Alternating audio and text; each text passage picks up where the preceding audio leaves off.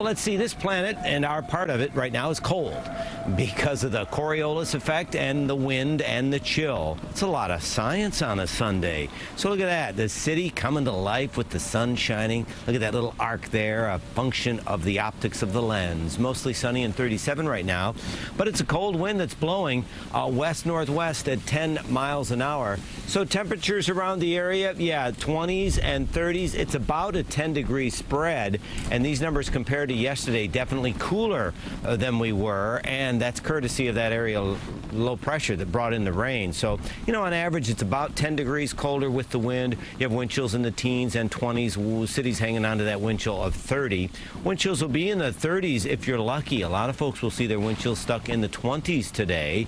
High today below normal, and it feels colder with that wind. Sun's up, you bet. Sun sets at 4:28 as we get closer and closer to the winter solstice.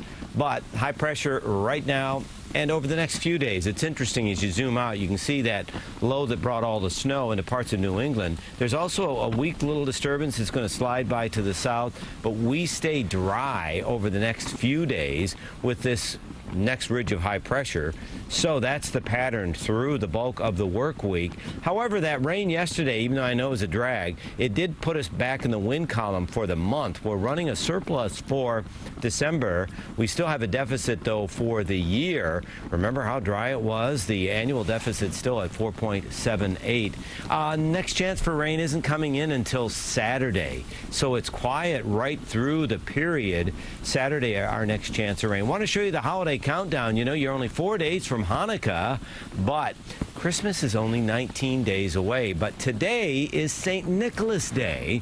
St. Nicholas Day to commemorate this day in, believe it or not, 8343, when the actual St. Nicholas passed away. It's also Pawnbrokers Day, and here's why.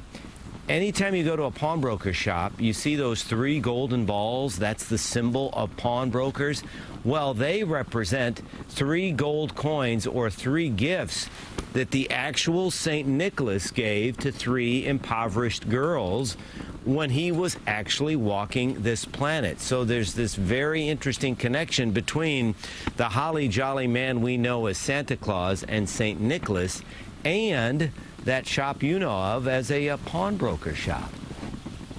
The pawn shop is one of the oldest businesses in history. I don't think they will ever go away. Pawn shops are here to stay. We're here to help people out. We're here to help the community. We're here to do our best. What's the biggest misconception people have about pawn shops? That pawn shops are here to hurt the community or to rip you off, but we're really just here to help you out. At the end of the day, pawn shops are a business. We do have to make money as well as survive. How do musical instruments sell? Musical instruments sell pretty good. It all depends on the actual instrument. If it's like a Gibson, Les Paul, that'll go pretty quickly. War memorabilia. War memorabilia, it does sit for a while. It's a collector's item for sure, so that stuff is a little hard to get rid of. What about toys? Toys, we usually sell them when we do conventions and stuff. Sports memorabilia right now, it's taking a big hit in the market. I haven't really sold that many pieces recently. The only thing that thrived during this was gold. That's the only thing that I saw an uptick in, and that's the only thing that did as well.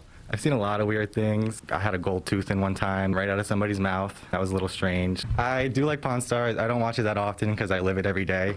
So it's like watching myself on TV. So I hope Mike is watching himself on TV right now. Mike DiCarlo is only 22 years old.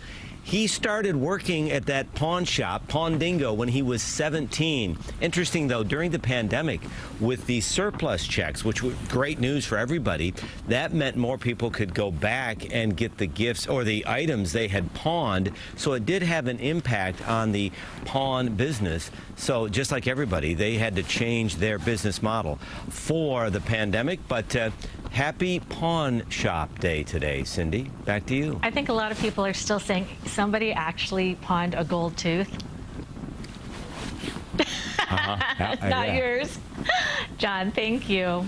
We'll check back with you in just a little bit.